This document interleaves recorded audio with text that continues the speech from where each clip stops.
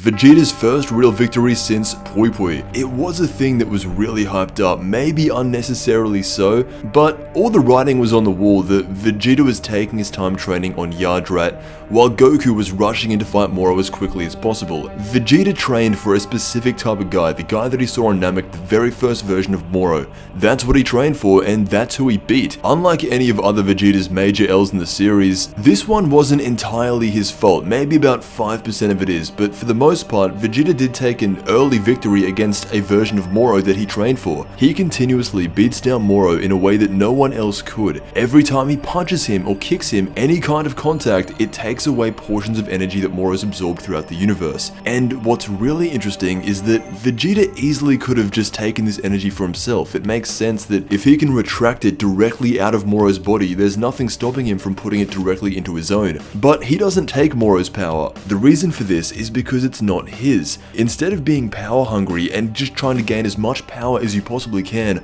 like the old Vegeta would have, this Vegeta gives it straight back to the people of Universe 7. You can even see the victims of Moro's crimes throughout the universe slowly coming back to life because of what Vegeta did. How strong would Vegeta have gotten if he absorbed the energy that he took out of Moro? He probably would have won, but therein lies the difference between Vegeta's character in the early days and right now. Vegeta losing in the end may not be a big surprise to a lot of people because it's happened every single time. The nature of this one though does make it a bit different because throughout the entire time, every other chapter, it's just cutting back to what Vegeta's been doing on Yardrat. He's learnt this amazing technique that can split energy. When Vegeta has Moro on his knees, it's almost identical to the exact same position that Frieza was in, and even then, when Vegeta had his hand right in front of the villain, he still loses. In this case, Moro uses his 10 million years of experience and says to Vegeta, "Are you scared of going to hell?" This actually distracts Vegeta for a long enough time to where Moro gets back up and he absorbs his other two henchmen, now mutating him into what could be his final form and one-shotting Vegeta back down to the ground. When Vegeta sees this, his reaction means that he was not prepared for this. This new form that Moro has taken Vegeta completely by surprise,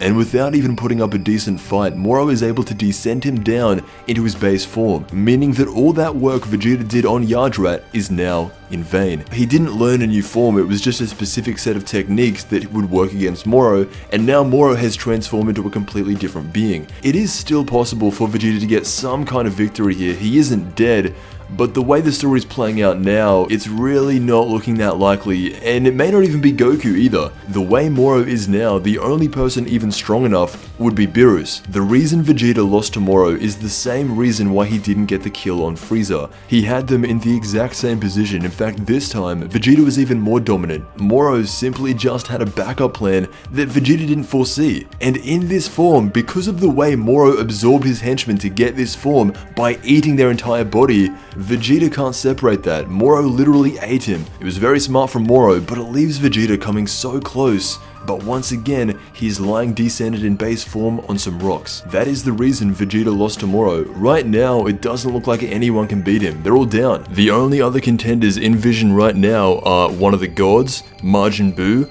or the Kaioshin that is absorbed still in Majin Buu. Those are the only ones left. Will another DBS story arc be ended by the hands of a god? It's going to be interesting to see what happens next chapter, but for now, let me know what you think. I want to thank you so much for watching, and I'll see you in the next.